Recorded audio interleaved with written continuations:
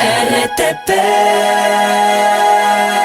Ya está con nosotros Patricio Donoso, él fue exministro de Trabajo. Vamos a hablar sobre las pretensiones que hubo de un incremento del salario básico unificado. Además, ya estamos también por fenecer el 2025 y es uno de los temas también que se pone sobre la mesa, si se aumenta o no el salario básico en el país. Bienvenido a la mañana en RTP.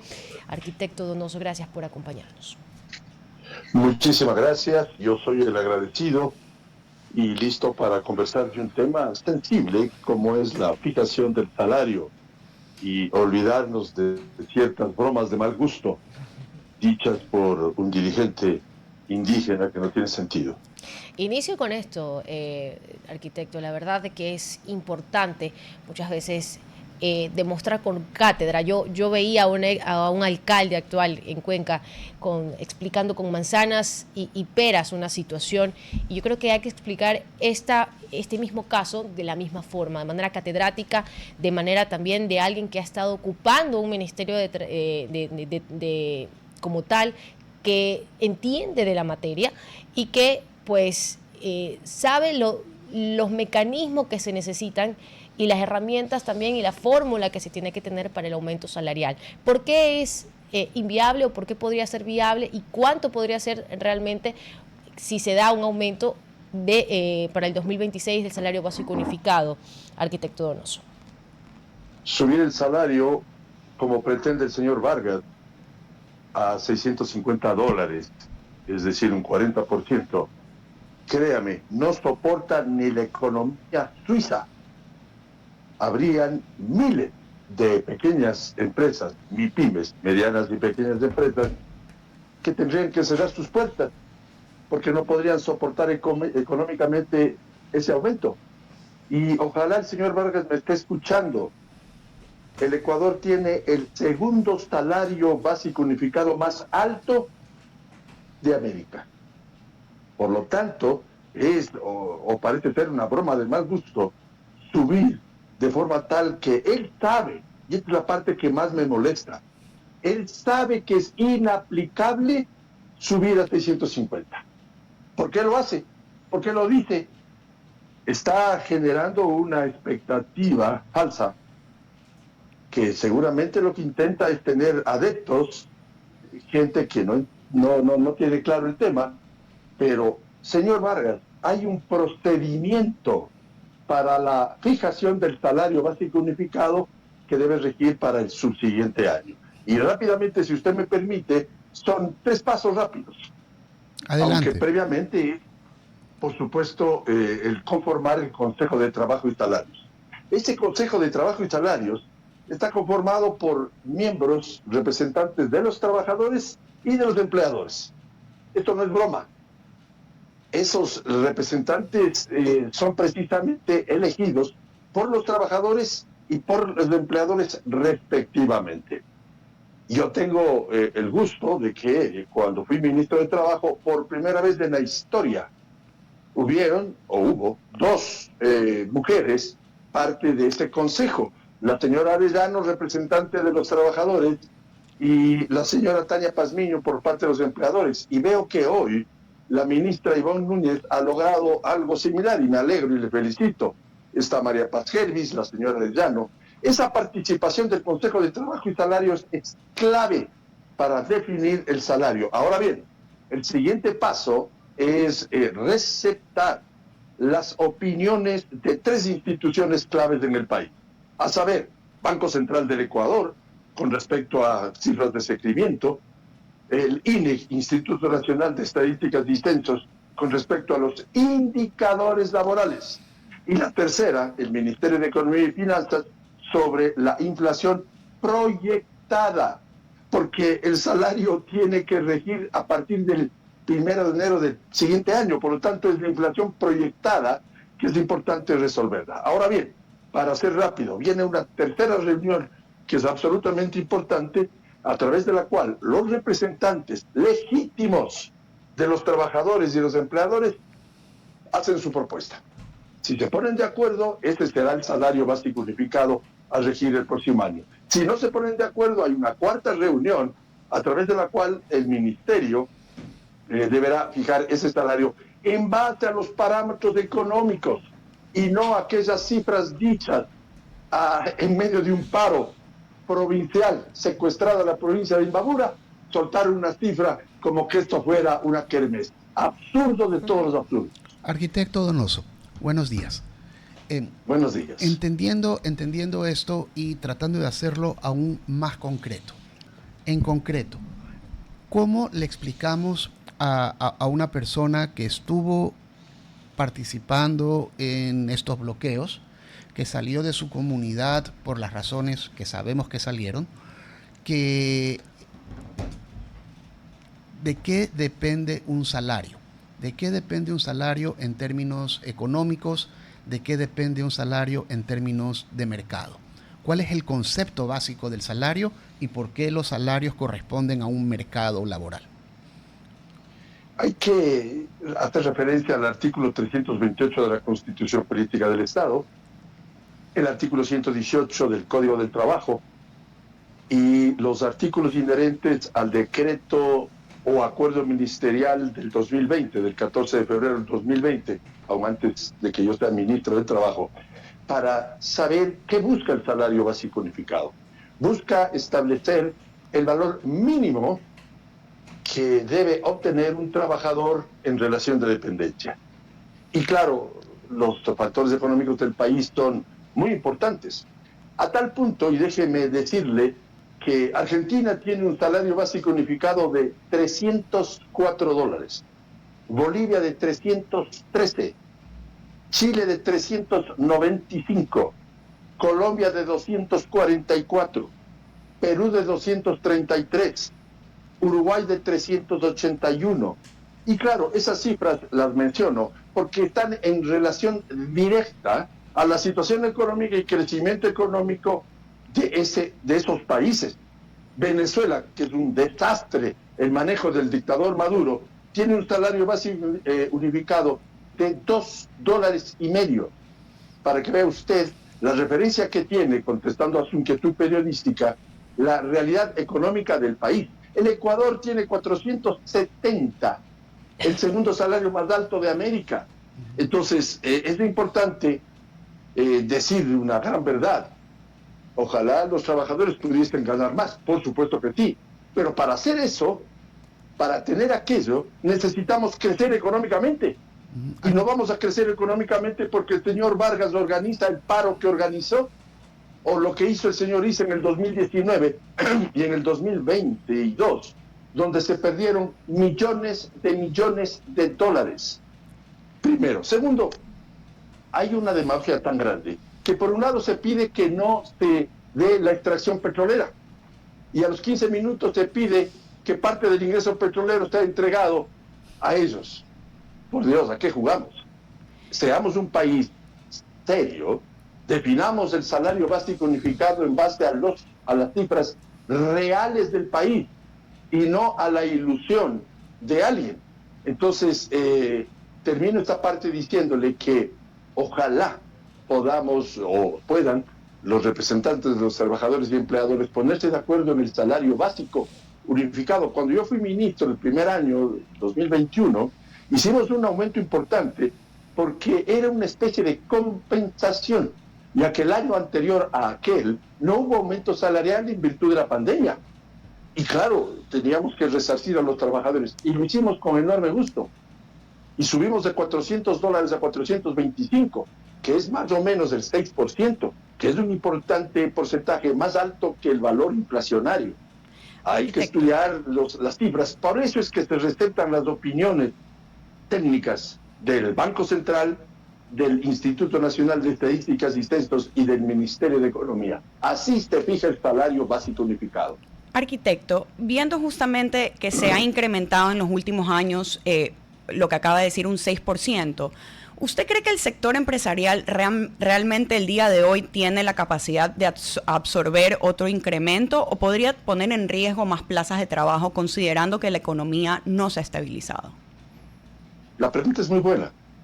El aumento salarial, en mi opinión, tiene que estar en relación directa al crecimiento económico del país y sobre todo algo que es clave, la inflación proyectada. para precisamente cubrir el encarecimiento, que es lo que significa la inflación, y poder mantener la capacidad adquisitiva de los trabajadores. Repito, ojalá los trabajadores pudiésemos todos tener mejores ingresos, por supuesto que sí, pero hay que ser realistas. Por lo tanto, contestando a su pregunta, el sector privado, sobre todo las MIPYMES, medianas y pequeñas empresas, tienen que hacer un buen esfuerzo para poder mantener en sus nóminas a sus trabajadores. Hacer lo que pretende el señor Vargas sería obligar a que aquellas medianas y pequeñas empresas cierren sus puertas y se perderían miles, escúchenme bien señor Vargas, se perderían miles de plazas de trabajo y empleo.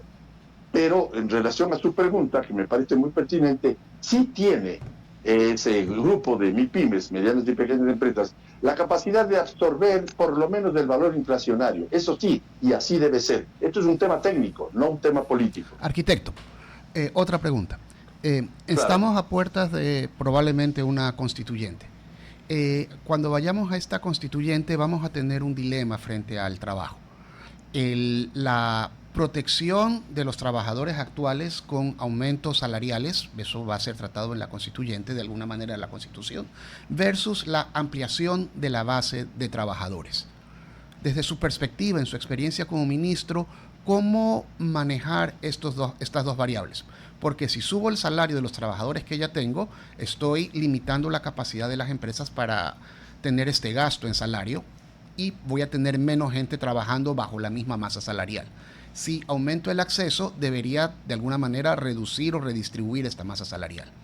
En su experiencia, ¿cuál camino tenemos para lidiar con este dilema? Romper el nudo gordiano. Me explico. Tenemos que romper de un solo tajo el nudo gordiano, que significa el tener un código del trabajo obsoleto, absolutamente oneroso para la pequeña y mediana empresa. Arquitecto, algunos se van...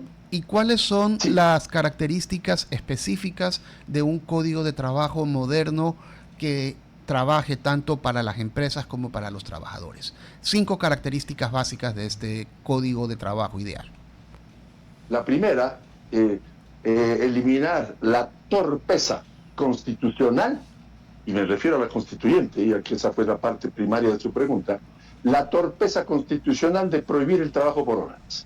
Miles de ecuatorianos, el 54% de la fuerza laboral en el Ecuador es informal. Y la única forma de formalizar a aquellos que sí tienen trabajo, pero por horas, es el camino. Vale decir que sean aportantes a la seguridad social, que puedan con su afiliación al seguro social acceder a un 13º sueldo, 14º sueldo, fondos de reserva, vacaciones, acceder a un préstamo hipotecario, prendario o quirografario. Y esa formalización de los informales es el camino adecuado, eliminar la torpeza de la prohibición del trabajo por horas. Mire, el Ecuador es uno de los únicos 5 países en el mundo, escúcheseme bien, en el mundo, que tiene la torpe prohibición del trabajo por horas. Eso hay que eliminarlo y, por supuesto, reformar lo que tenga que reformarse en cuanto a los sistemas o modos de contratación. Segundo, este Código de Trabajo establece tales barbaridades que estuvieron posiblemente bien para el siglo pasado, pues. Este código ya tiene 83 años, camino a los 100 años. Por ejemplo, prohíbe, por solo darle un ejemplo, que se trabaje más de 6 horas en el subsuelo. Todos los centros comerciales del país trabajan en el subsuelo. Negocios, almacenes, parqueaderos. El metro de Quito trabaja en el subsuelo. Esa es una torpeza que tiene que ser eliminada. Otra que tiene que ser eliminada es, por supuesto, el equivocado recargo del 35%, porque usted contrata en RTP, Radio Tropicana, a una persona perentoriamente para reemplazar a una señora que va a dar a luz. El 35% de recargo hace que la empresa no contrate ese reemplazo. Cruce usted la calle donde está ubicado RTP en Guayaquil y pregúntele a una farmacia, a una ferretería, a un negocio, si le está yendo bien, pregúntele si está dispuesto a abrir nuevas sucursales en Guayaquil. Le van a decir, no. El Código del Trabajo es tan complicado que hacerme cargo de más trabajadores es un riesgo. Mire, el ministro de Trabajo de Colombia me visitó a mí cuando era ministro y me preguntó, colega, ¿cuál es el impuesto más caro en el Ecuador? Y yo le dije, bueno, el impuesto a la salida de divisas es un absurdo, porque encarece el 5% en todo. Y le dije al ministro, la camisa que usted está usando costó, o costaría en el Ecuador 5% más, porque hay que importar el algodón para fabricar incluso esa camisa en Colombia o Ecuador. Y él me respondió, no. El impuesto más caro que tienen en el Ecuador es del despido intempestivo. Así es. Es tan caro el despido intempestivo que las empresas tienen temor de contratar más gente. Sí. Y es una barbaridad el no apoyar a las medianas y pequeñas empresas a que crezcan, a que hagan negocio. Hay algunos torpes que dicen que hay que irse contra los que tienen su emprendimiento y favorecer al trabajador. La única forma de favorecer al trabajador es cuidar a la empresa.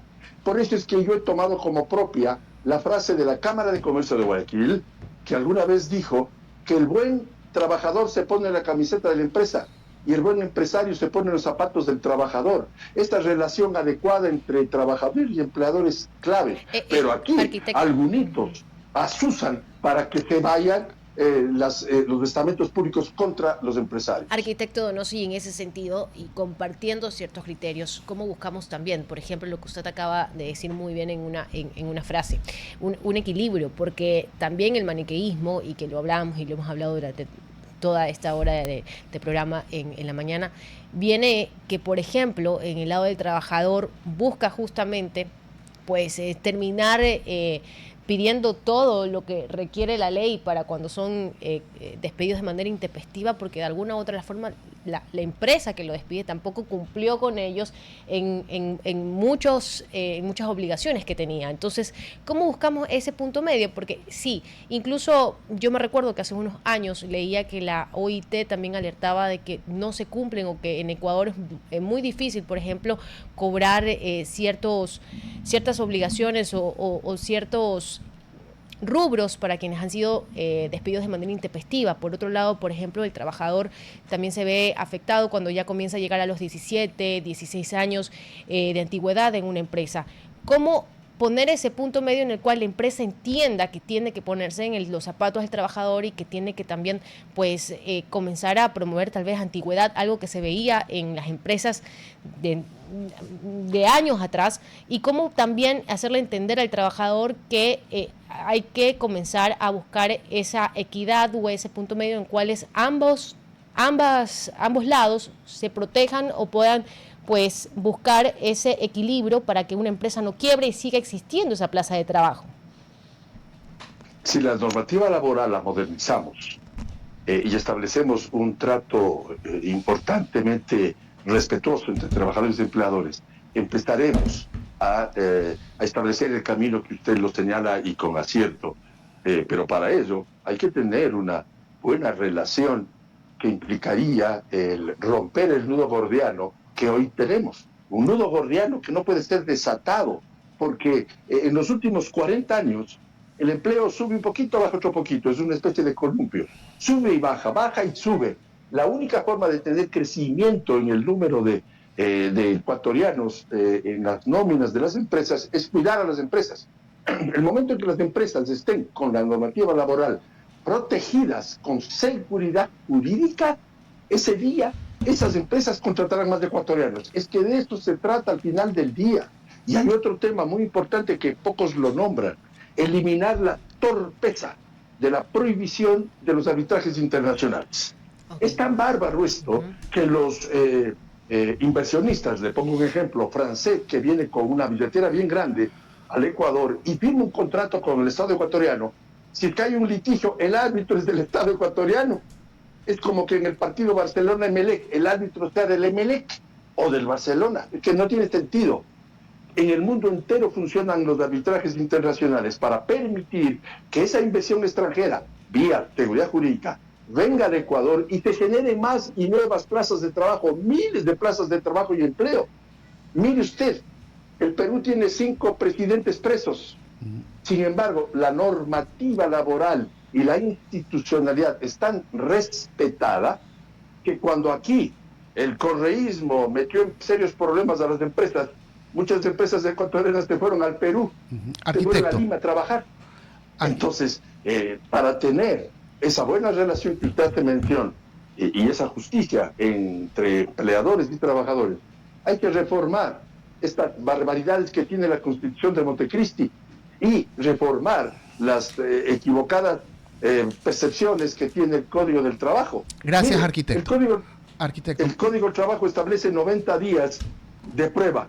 ¿Y por qué 90? ¿Y por qué no 120? ¿Por qué no 150? Seamos serios, ayudemos a las empresas a que contraten más trabajadores. Arquitecto Donoso, le agradecemos muchísimo, 8:05 de la mañana.